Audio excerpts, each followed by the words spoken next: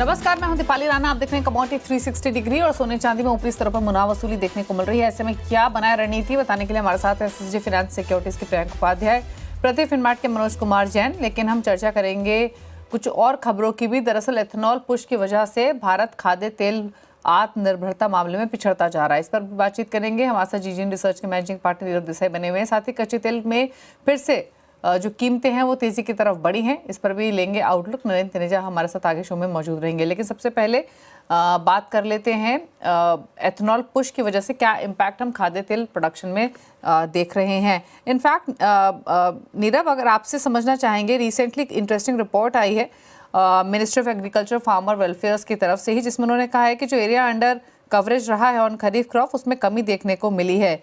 आपके हिसाब से सरकार तो लगातार पुश कर रही है इस पूरे ही सेक्टर को लगातार, लेकिन जो ये सोइंग में कमी देखने को मिली है, जो प्रोग्रेस रिपोर्ट लेटेस्ट आई है, आप कैसे देखते हैं इस रिपोर्ट को? क्या वजह है? क्या ये एथेनॉल पुश की वजह से हुआ है? और फिर जो आत्मनिर्भरता का जो पर्पस है वो फिर कैसे फुलफिल होगा? क्योंकि एक तरफ लगातार एथेनॉल की तरफ भी सरकार का झुकाव रहा है। देखिए, ओवरऑल एकरेज तो घटता हुआ ही लग रहा था। पहले से ही मैं आप सीएनबीसी में बोलते आ रहा हूँ कि area in soybean reduction trend पे ही दिख रहा है। उसके कई रीजंस हैं। एक जगह हम आत्मनिर्भरता चाह रहे हैं, बट आज पिछले साल जो गवर्नमेंट की एमएसपी परचेज है या एमएसपी है 4850 की एमएसपी थी, और पूरे साल सोयाबीन 42-4300 में ही मंडियों में बिकता रहा। तो एक बहुत बड़ा मजाक बन के रहा। ये जरूर है कि गवर्नमेंट ने उसकी एक कोटा जो उसने सेट किया था 20 लाख टन का, एमपी महाराष्ट्र में उन्होंने वो प्रोक्योरमेंट किया और उन्होंने वो 4850 में किया। बट आज अगर करीब करीब 105 से 110 लाख टन की सोयाबीन की फसल है, तो उसमें से मात्र 20 लाख टन, अबाउट 18% क्रॉप के फार्मर्स को ही वो एमएसपी की प्राइस मिली। बाकी सबको 42-4300 के बिलो की प्राइस मिली। तो वो ज्यादा रिवॉर्डिंग नहीं रहा है फार्मर्स के लिए।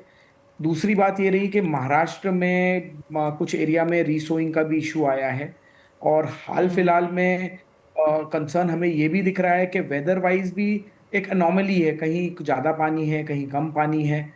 तो ओवरऑल ऑयल सीड प्रोडक्शन भी बहुत कोई अच्छा नहीं जाता दिख रहा है। उसी के सामने जिस तरीके से मक्के की डिमांड रही बिकॉज ऑफ इथेनॉल, या आज दूसरे प्रोडक्ट्स में प्राइसेस रहे हैं, तो फार्मर को ज्यादा रिवॉर्डिंग दूसरे प्रोडक्ट रहे हैं बजाय के सोयाबीन। तो इसका एरिया बढ़ता हुआ नहीं दिखता था, और अगर आगे भी इस चीज पे ध्यान नहीं दिया गया तो ये एक मेजर डेंट लगेगा एटलीस्ट सोयाबीन के लिए, कि उसका एरिया फिर एक रिड्यूसिंग ट्रेंड पे चले। अच्छा, जैसे आपने पूरा मामला समझाया, इनफैक्ट अगर हम राइस या फिर कॉर्न की बात करें, क्योंकि सरकार ने डाइवर्ट राइस कॉर्न को ही किया है, जैसे आपने मेंशन किया, एथेनॉल ब्लेंडिंग टारगेट्स को पूरा करने के लिए। एक तरफ अगर हम मूंगफली या सोयाबीन की खेती में कमी देख रहे हैं और जैसे किसानों का झुकाव उस तरफ ज़्यादा बढ़ता हुआ दिखाई दिया है, तो ऐसे में मक्के की या फिर राइस की ओवरऑल खेती में बढ़त देखने को मिली होगी, I am sure Nirav. Definite है कि मक्के की थोड़ी सी बढ़त जो सोयाबीन ग्रोइंग एरियाज है उसमें देखने को मिली है। कुछ जगह पे राइस और शुगर केन में भी थोड़ी सी उस चीज में बढ़त मिली है, और कुछ जगह पे पल्सेस में मिली है। बट मोटा मोटी फार्मर भी ये चीज देखता है कि उसको रियलाइजेशन किस में मिल रहा है। और हम देख रहे हैं कि आज इंडिया एक बहुत बड़ा कंजम्पशन हब है। आज हमारे पास 144 करोड़ की पॉपुलेशन है। तो इस पॉपुलेशन को फीड करने के लिए हमें जनरली सारे कैश क्रॉप्स लगते ही हैं। तो फार्मर के लिए बहुत डिफिकल्ट कॉल नहीं है, जो उसके लिए अच्छा रिवॉर्डिंग रहता है उस के तरफ वो झुकाव रखने लगता है। तो गवर्नमेंट को ये बैलेंस तो रखना बहुत जरूरी है कि बहुत बड़ा हमारा डिपेंडेंस पे है, करीब 65-70% dependence import. Edible oil imports पर फिर क्या इम्पैक्ट देखते हैं? जैसे आपने लास्ट लाइन में मेंशन भी किया, किस तरीके के सोफार नंबर्स रहे हैं, फिर क्या एंटिसिपेट करें आगे जाते हुए? क्योंकि कहीं ना कहीं फूड सिक्योरिटी और सेल्फ सफिशिएंसी के पर्सपेक्टिव से तो ये डेवलपमेंट पॉजिटिव नहीं है, बट इंपोर्ट्स किस तरीके के फिर रह सकते हैं? क्या एंटिसिपेट किया जाए? नहीं, 100% अभी तो वैसे भी देखिए ऑफ सीजन का टाइम है, मस्टर्ड बहुत ज़्यादा एक्सपेंसिव हो चुका है। तो इंपोर्ट का नंबर अच्छा ही रहेगा। करीब करीब आने वाले 2-3 महीनों में हमें एवरेज 8.5 से 9.5 लाख टन पाम इंपोर्ट करना पड़ेगा। सोया का इंपोर्ट लाइनअप भी जो है हम देख रहे हैं कंटिन्यूसली 3.5-4 लाख टन के बीच में चल रहा है। तो वो चलता रहेगा। सनफ्लावर थोड़ा एक्सपेंसिव हो गया, उसके बाद भी हम साउथ में उसकी अच्छी डिमांड देख रहे हैं और उसके कारण ऐसा लगता है कि सनफ्लावर भी औसतन 2.5 लाख टन के आसपास का इंपोर्ट बना रहेगा। तो इंपोर्टेड ऑयल्स की रिक्वायरमेंट रहेगी भी, और आने वाले ऑयल ईयर में हार्वेस्ट होने के बाद सोयाबीन और राइस और कॉटन के प्रोडक्शन को देखते हुए फिर देखना पड़ेगा। बट जो भी सिनेरियो डेवलप हो रहा, आने वाले 3 से 6 महीने में इंपोर्ट डिपेंडेंस इंडिया का रहेगा और हमें अच्छा इंपोर्ट करते ही रहना पड़ेगा। अच्छा, एक last question Nirav, industry perspective से देखें तो I am sure industry in the sense जो सोयाबीन प्रोसेसर्स हैं उनके पर्सपेक्टिव से तो देखें तो डेफिनेटली जो डीडीजीएस प्रोडक्शन जो तेज़ी से बढ़ रहा है वो डेफिनेटली एक पेन होगा। किस तरीके के आंकड़े हमने ओवरऑल प्रोडक्शन में बढ़ते हुए देखे हैं? अगर हम डीडीजीएस की बात करें, किस तरीके का इम्पैक्ट सोयाबीन प्रोसेसर इंडस्ट्री पर गोइंग फॉरवर्ड और देखने को मिल सकता है या करंट देखने को मिल रहा है? तो देखिए, एक चीज बताता हूं कि जो ग्रोथ सोया मील के कंजम्पशन की होनी चाहिए थी, आज करीब करीब हम 2-3 साल पहले ही डोमेस्टिक फीड मील में करीब करीब 60 से 65 लाख टन की डिमांड हमारी बन चुकी थी। वो डिमांड हमारी ऊपर में आज अगर हम ग्रोथ देखते हैं कि ईयर ऑन ईयर 5 से 10% का अगर ग्रोथ होता है, तो आज 75 से 80 लाख टन की हमारी डिमांड बन जानी चाहिए थी।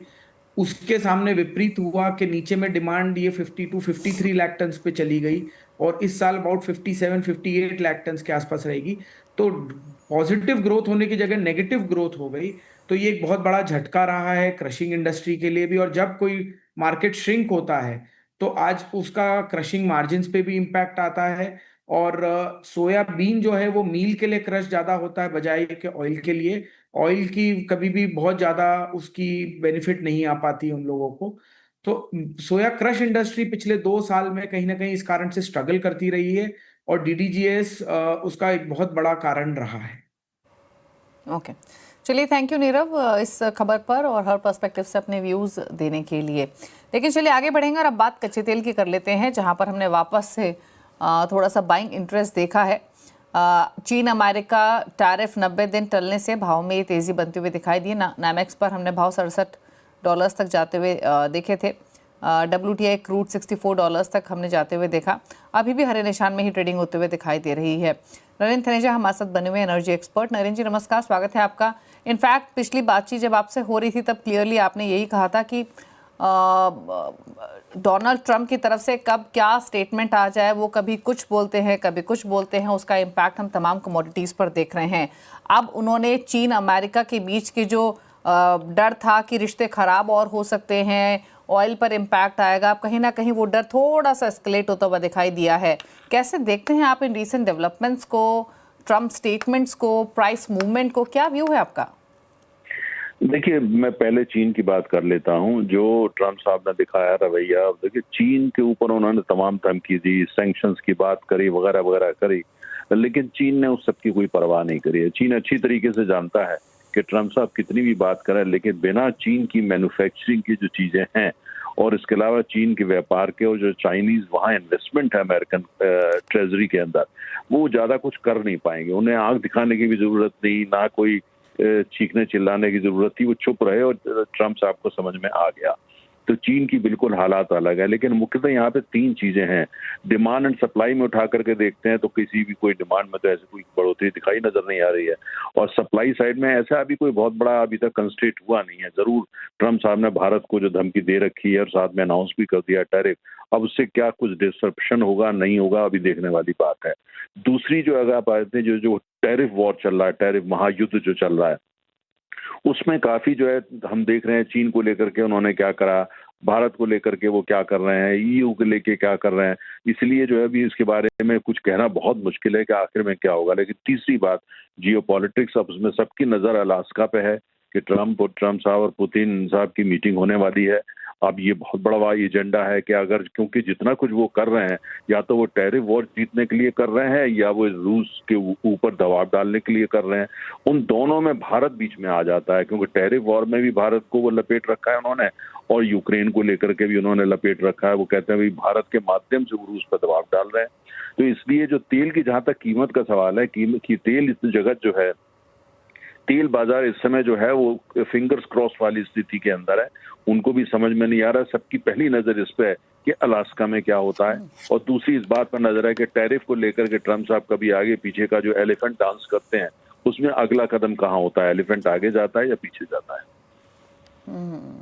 बिल्कुल। अच्छा, एक last question quickly mister Taneja, फिर इनफैक्ट ये डेवलपमेंट्स इस साल की शुरुआत से हम लगातार देख रहे हैं। अब एक अब तक का जिस तरीके का रिएक्शन कच्चे तेल का आया है इन तमाम डेवलपमेंट्स पर, उसको ध्यान में रखते हुए, इनफैक्ट सभी डेवलपमेंट्स पर, सिर्फ ये टैरिफ की ही बात नहीं, फिर चाहे वो ओपेक का स्टांस हो या फेड का इम्पैक्ट हो या फेड की अपकमिंग मीट हो, क्या रेंज, ब्रॉडर रेंज आप देख रहे हैं कच्चे तेल की?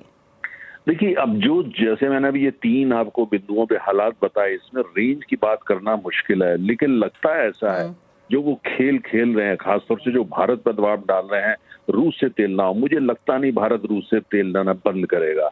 इसका मतलब ये हुआ कि कोई बहुत बड़ा डिस्ट्रप्शन नहीं होने वाला है, और साथ में जो उनका टैरिफ युद्ध है उससे कीमतों पर दबाव जाएगा। तो मुझे लगता है कि अगर आप रेंज की बात अगर आप इंसिस्ट करें तो मैं कहूंगा कि भाई 60 से 70 के बीच में ही रहेगा, कभी 60 भी हो जाएगा, 70 भी हो जाएगा, इसके आसपास घूमना चाहिए। अब कोई डिस्ट्रप्शन हो जाए खासतौर से भारत का रूस से तेल को लेके या और कुछ, तो फिर कहना मुश्किल होगा। ओके, चलिए, शुक्रिया मिस्टर तनेजा अपने व्यूज देने के लिए इस खबर पर।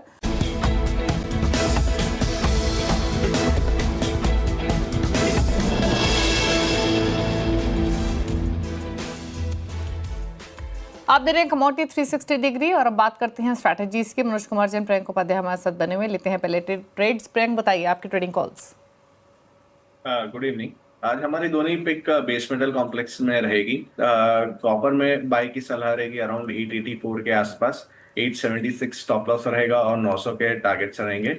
दूसरी पिक हमारी जिंक में रहेगी, उसमें भी बाय ऑन डिप्स की स्ट्रेटेजी रहेगी। 269 के आसपास बाई किया जा सकता है, 265 का स्टॉप लॉस रहेगा और 275 के टारगेट्स रहेंगे।